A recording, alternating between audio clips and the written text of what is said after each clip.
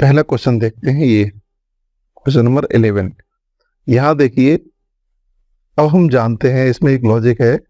अगर कोई संख्या, देखिए अब हम लॉजिक पे काम करेंगे इस वाले के लिए। पहले ऑप्शन, मान लीजिए 2 बराबर 2 है, तो हम जानते हैं बराबर के चिन्ह है, ये इक्वल साइन है, इसके दोनों तरफ हम समान संख्या को ऐड कर सकते हैं, वो सॉरी मल्टीप्लाई भी कर सकते हैं, जैसे 3 और 3, तो इसमें कोई फर्क नहीं पड़ेगा। देखिए 6 इज इक्वल टू 6।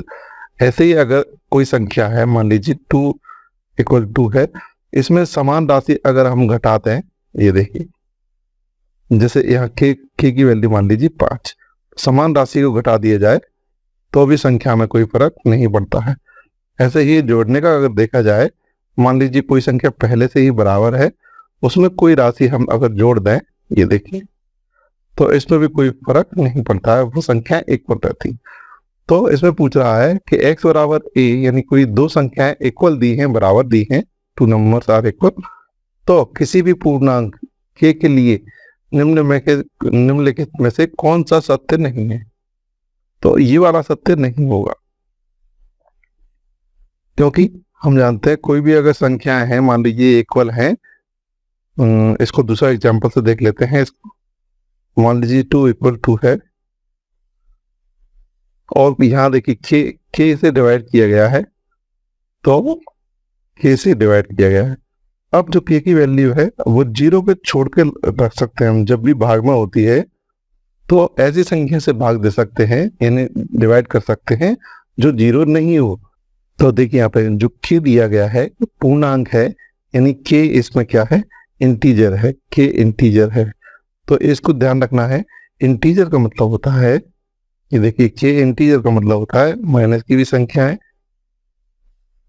ये देखिए इस प्रकार से ये इंटीजर होते हैं, यानी पूर्णांक संख्याएं होती हैं, ये होती हैं पूर्णांक संख्या। तो पूर्णांक संख्या में 0 भी आता है।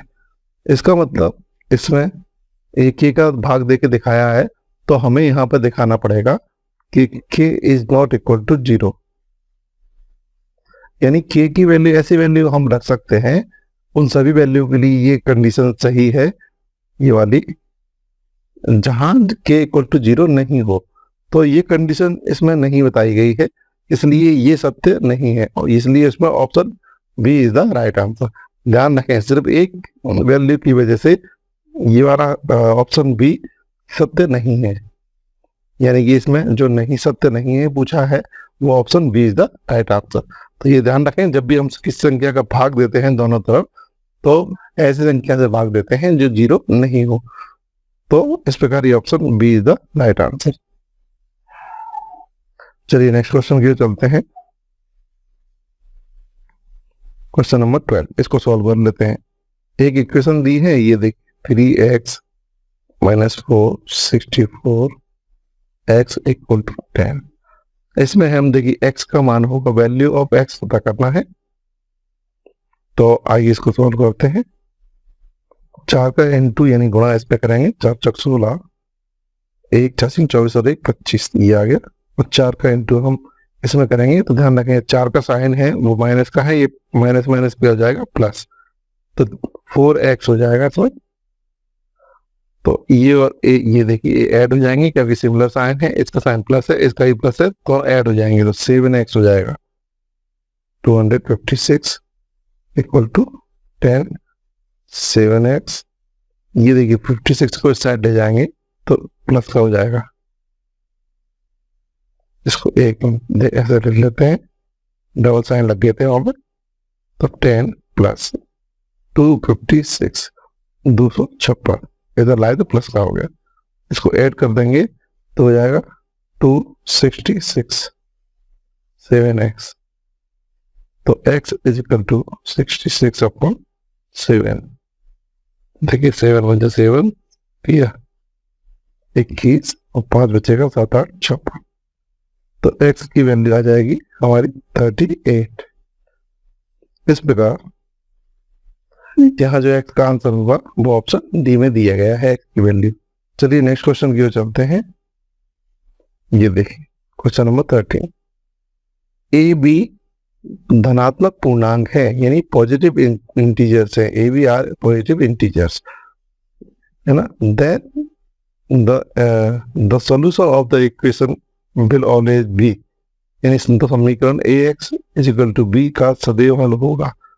तो देखिए इसको ले अगर हम ए एक्स बराबर बी, सॉल्यूशन का मतलब होता है एक्स की वैल्यू, तो ये देखिए ये ए इसके नीचे जाएगा तो एक्स की वैल्यू जो आएगी वो ये आ जाएगी, वी आपको ए। यहां जो कह रहे हैं कि बी भी धनात्मक है और ए भी धनात्मक है, ए भी धनात्मक है, इट मीन्स पॉजिटिव है, और ये भी पॉजिटिव है।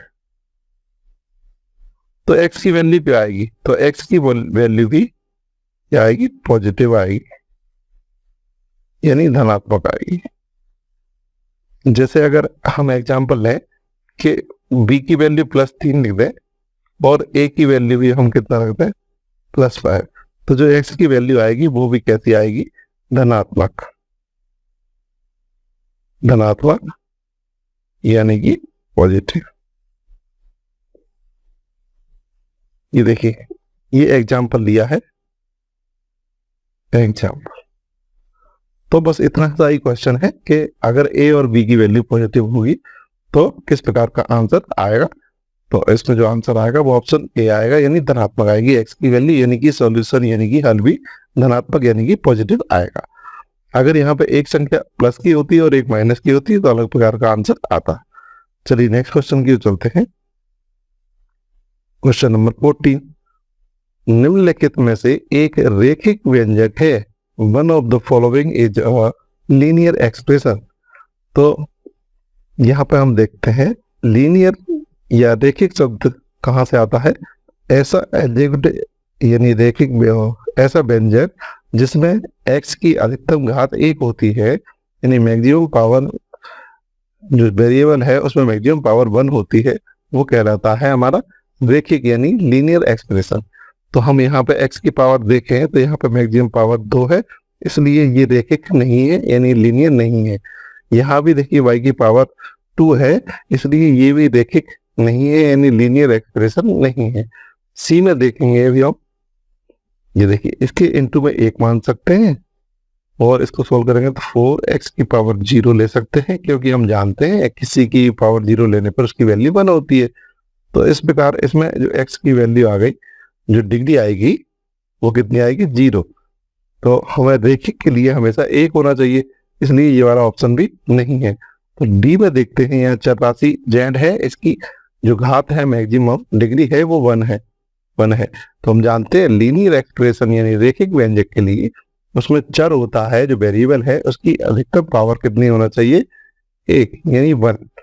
तो option D is the right answer. ये देखिए इस प्रकार हमारा ऑप्शन डी सही है। चलिए अगले क्वेश्चन की चलते हैं। क्वेश्चन नंबर 15, एक चर वाली रेखिक समीकरण का होता है, एक चर वाला रेखिक समीकरण किस प्रकार का होता है या होते हैं।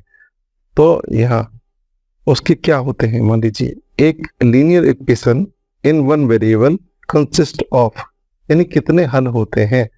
जैसे एक एग्जांपल ले लेते हैं रेखिक समीकरण का, ए एक्स प्लस बी बराबर 0। तो ये एक जनरल एग्जांपल ले लिया है, हम इस प्रकार से भी ले सकते हैं। ये लीनियर इक्वेशन है, तो यदि हम यहाँ पे आंसर निकालेंगे इसका तो -b, तो x इज इक्वल टू ये नीचे चला जाएगा तो -b और a। तो हम देखते हैं कितने हल आ गए हमारे, हल यानी सॉल्यूशन। जो x की वैल्यू निकलती है ये क्या है, ये हमारा लीनियर रेखिक समीकरण है यानी लीनियर इक्वेशन है। ये देखिए एग्जाम्पल के रूप में, तो हमने देखा यहाँ पे एक हल निकला यानी 1 सॉल्यूशन निकला। तो जो लीनियर इक्वेशन होती है इस प्रकार से, ये देखिए इसमें x की वैल्यू 1 ही निकलती है, इसलिए यहाँ हम बोलेंगे कि इस रेखिक समीकरण का यानी लीनियर इक्वेशन का केवल एक हल होगा, जो ऑप्शन ए में दिया गया है। यानी दो हल नहीं होंगे, दो से ज्यादा हल भी नहीं होंगे, और ऐसा भी नहीं होगा कि कोई भी हल नहीं आए। इसलिए option A is the right answer. चलिए नेक्स्ट क्वेश्चन की ओर चलते हैं। ये रहा रैखिक समीकरण यानी लीनियर इक्वेशन। हमने पहचाना है रैखिक कब होता है, जब किसी समीकरण में यानी इक्वेशन में x की मैक्सिमम पावर 1 होती है। तो इसमें देखिए x और y जितने भी वेरिएबल है उसमें पावर 1 है, इसलिए ये रैखिक समीकरण यानी लीनियर इक्वेशन है। तो आइए इसे थोड़ा सॉल्व कर लेते हैं। 3x minus y equal to x minus 1। तो इसको इधर लाएंगे तो 3x ये मान लीजिए प्लस का है, इधर ये माइनस का हो जाएगा और ये -1 है। तो ये दोनों देखिए ये प्लस है ये माइनस है, दोनों सब्ट्रैक्ट हो जाएंगे, घट जाएंगे, तो 2x बचेगा। तो इस प्रकार ये आ गया हमारा लीनियर इक्वेशन, रैखिक समीकरण आ गया है। तो इसके कितने प्रकार के हल होंगे। अब देखिए ये दो चर वाला एक रैखिक समीकरण है। तो जब दो चर होते हैं, ये देखिए दो चर यानी कि 2 वेरिएबल है, तो ध्यान रखें जब 2 वेरिएबल रहते हैं तो 2 इक्वेशन चाहिए रहती है, हमें 2 इक्वेशन चाहिए उसे सॉल्व करने के लिए। अब यहाँ पे एक ही इक्वेशन दी है, तो हम यहाँ पे देख सकते हैं, यहाँ आप अपने मन से मान लीजिए इसको सॉल्व करते हैं। तो यहाँ पे हम ऐसे टेबल बना लेते हैं। ये देखिए इसमें क्या करेंगे, हम x की वैल्यू अपने मन से रखेंगे।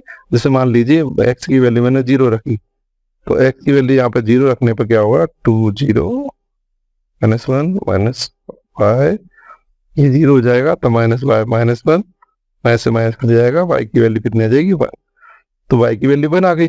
इसी प्रकार इस वाली इक्वेशन में मैं x इक्वल टू 1 लिख देता हूं। तो देखिए 1 इस वाली इक्वेशन में 1 रखने पर तो -y -1।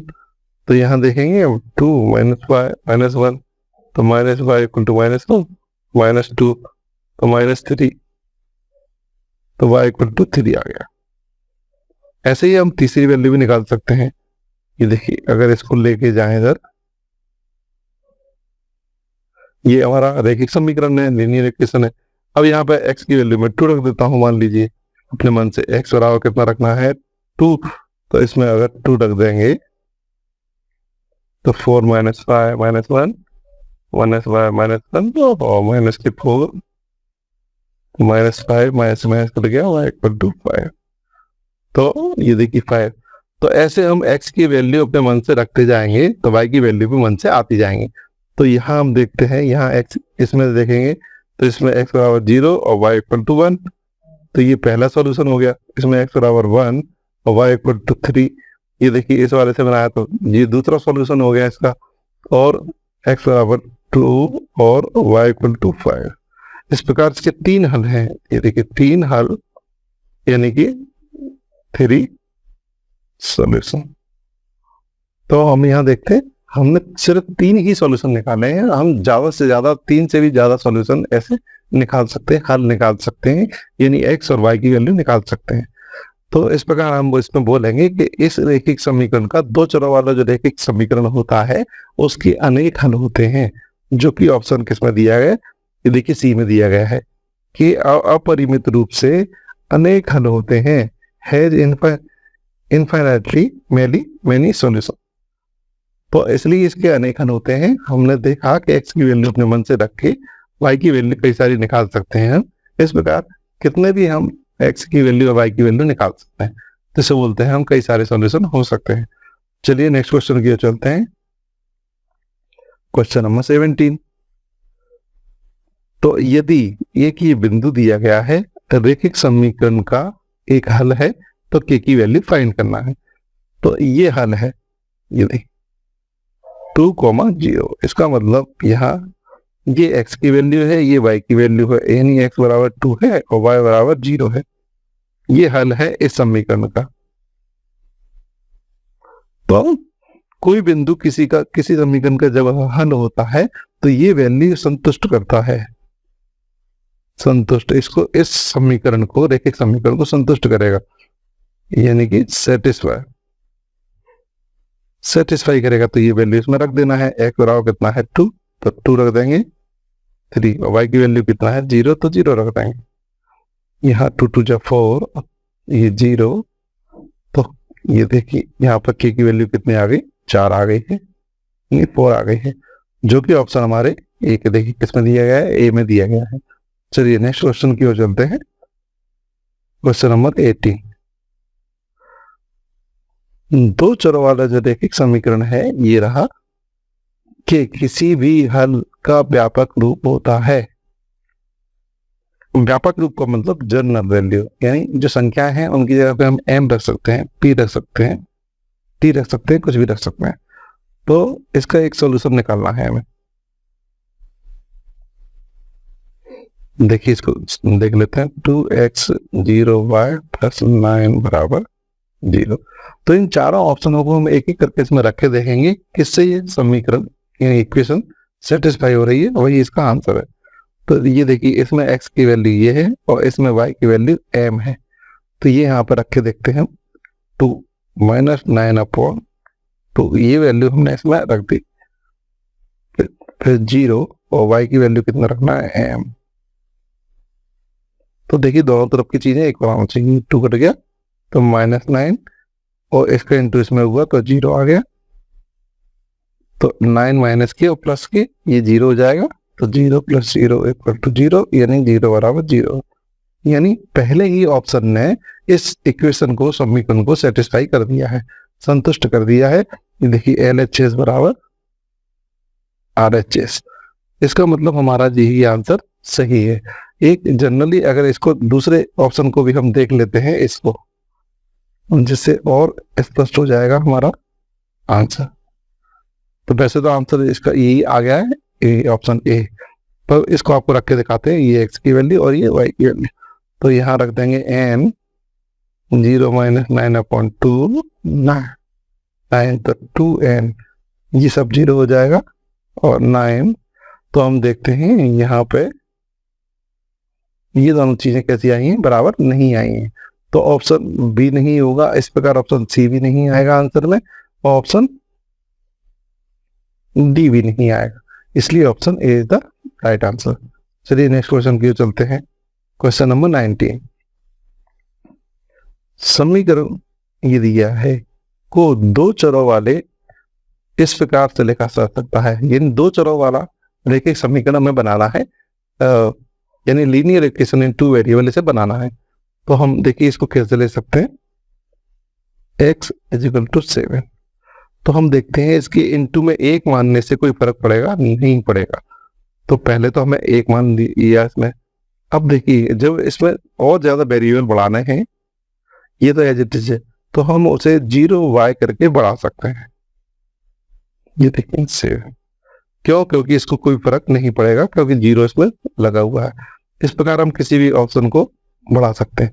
तो ये देखिए ये ऑप्शन किसमें दिया गया, ये रहा और ये रहा और ये रहा। तो ऐसे ही जो वेरिएबल नहीं हो उसे हम इस प्रकार से बढ़ा सकते हैं। तो इसमें ऑप्शन क्या दिया गया है अपना, option B is the right answer. चलिए नेक्स्ट क्वेश्चन की ओर चलते हैं। Question number 20। हाँ भाई, x बराबर 5 है और y बराबर 2 है। निम्नलिखित रैखिक समीकरण का एक हल है। तो ये दोनों वैल्यू जिस समीकरण को संतुष्ट कर देगी वही इसका आंसर होगा। तो पहले ऑप्शन ए में रख के देखते हैं हम। x बराबर कितना रखेंगे 5 और y बराबर कितना रखेंगे 2। तो 5 y की वैल्यू रख देंगे हम 2। यहाँ देखेंगे कि ये दोनों चीजें बराबर आ रही है कि नहीं। 5 + 4 7, तो 9 = 7। तो ये नहीं आ रही है, ऑप्शन ए नहीं है। दूसरा चेक करेंगे इसमें। तो x की वैल्यू कितना रखना है 5 y की वैल्यू कितना रखना है 2। तो 25 और 4 = 7, यानी 29 इज नॉट इक्वल टू 7। तो ऑप्शन बी भी नहीं है आंसर। इस वाले में रख के देखते हैं। x बराबर 5 y बराबर 2। तो x बराबर कितना रखना है 5, y बराबर कितना रखना है 2, यानी 7 = 7। हमारा option C is the right answer. ये ऑप्शन सी हमारा सही उत्तर है। ऑप्शन डी को भी अब देख लेते हैं। तो x की वैल्यू 5 रखना है, y की वैल्यू 2 रखना है। तो 25 plus 2 equal to 7, it mean 27 is not equal to 7। तो ऑप्शन डी भी नहीं है। इस प्रकार हमारा option C is the right answer. Thanks for watching and like and subscribe and share my YouTube channel. आशा करते हैं आपके लिए ये आगे बहुत उपयोगी साबित होगी। अगले क्वेश्चन के लिए आप मेरे नेक्स्ट वीडियो का इंतजार करें। Thanks for watching again.